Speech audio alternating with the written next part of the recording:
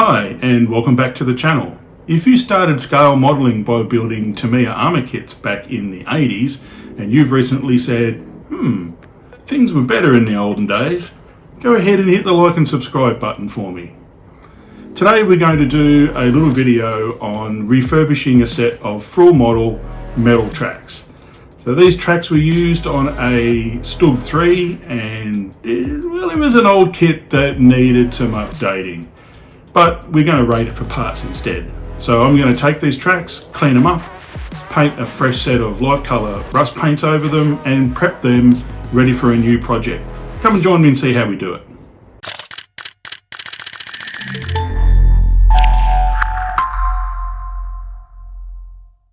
So in this video we're going to demonstrate the stripping and cleaning of a used set of Fruilmodel Metal Tracks and then preparing them to be used for a future project.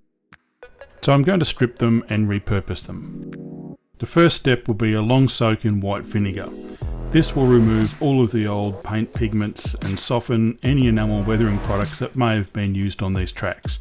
I'll leave these to soak for 24 to 48 hours and then remove them from the vinegar and use a stiff brush to work and scrub the surface and remove all of those old weathering products. These tracks were previously burnished using AK's metal burnishing solution, which is why they are so dark underneath. You can reapply the burnishing solution to darken up any section of that surface that has been scrubbed back to bare metal. Here is a sample of the track cleaned up with all the weathering products removed.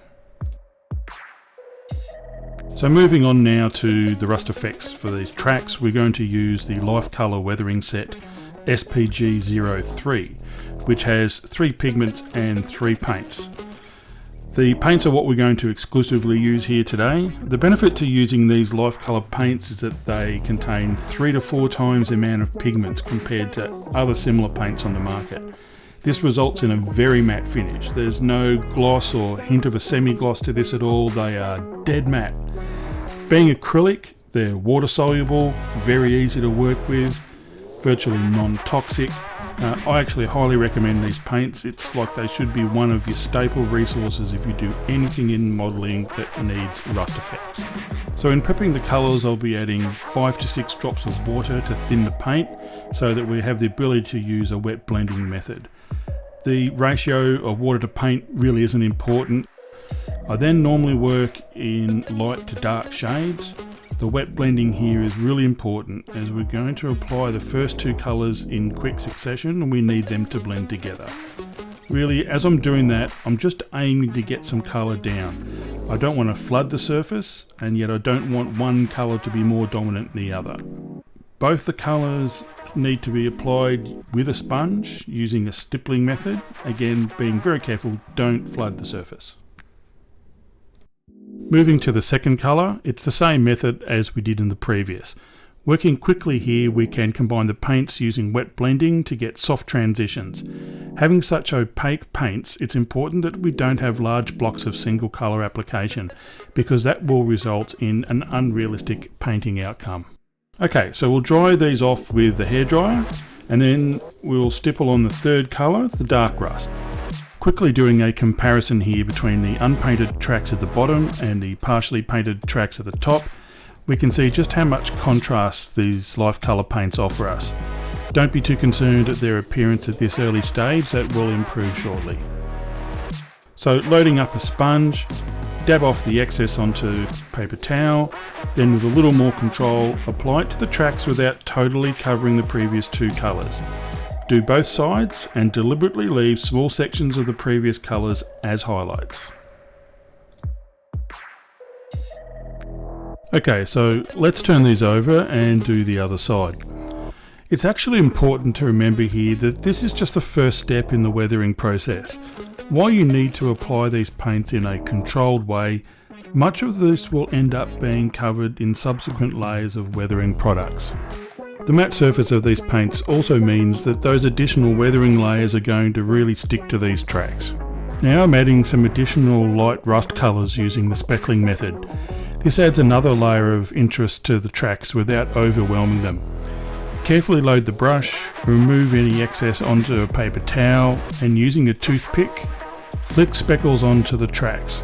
Over diluted paint works best here as we want a slightly translucent appearance in those speckles. We now have a fantastic base to move in any direction for used tracks. Incidentally, if we used more of the darker rust colour here, we could easily colour shift these tracks towards a subject that was not being used operationally. You know, sitting idle in a depot or on a knocked out vehicle. From here, we have to add the new weathering effects for the specific subject that these tracks are going to be used with. Now at this point I'm going to add polished surfaces where road wheels would contact the inner side of the tracks and polish off the outer cleats on the tracks. These are areas where this form of weathering is universally consistent on tracks on operational vehicles. Over this would be pigments and or paints used for dust and mud effects, and I would consider adding those to the final subject.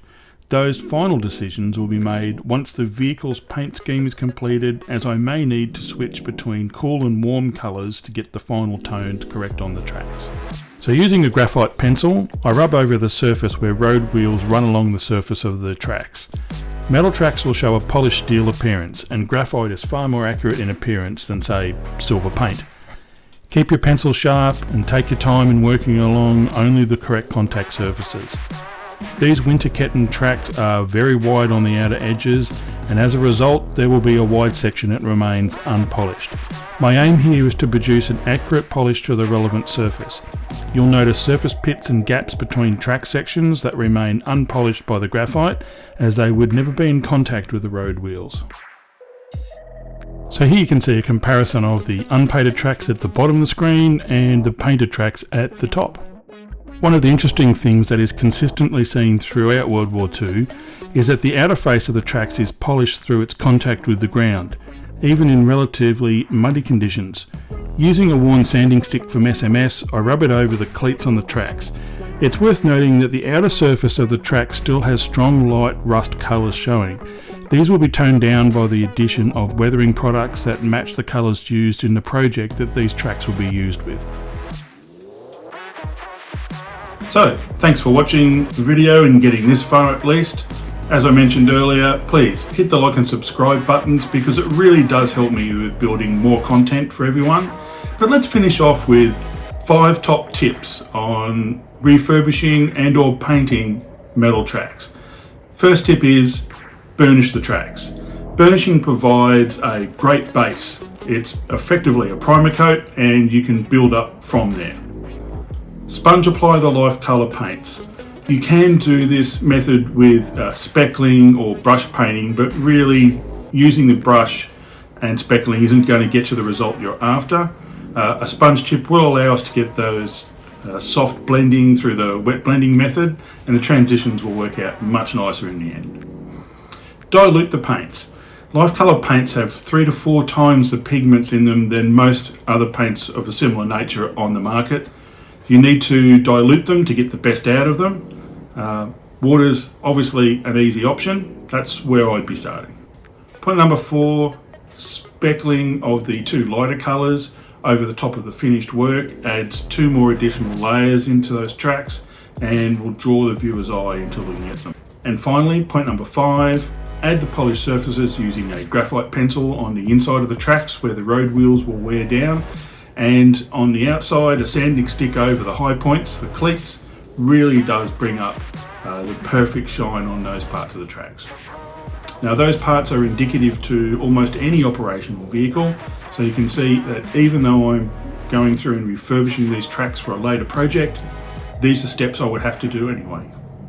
So thank you very much. I hope you enjoyed the video today, and we'll see you again in the next one.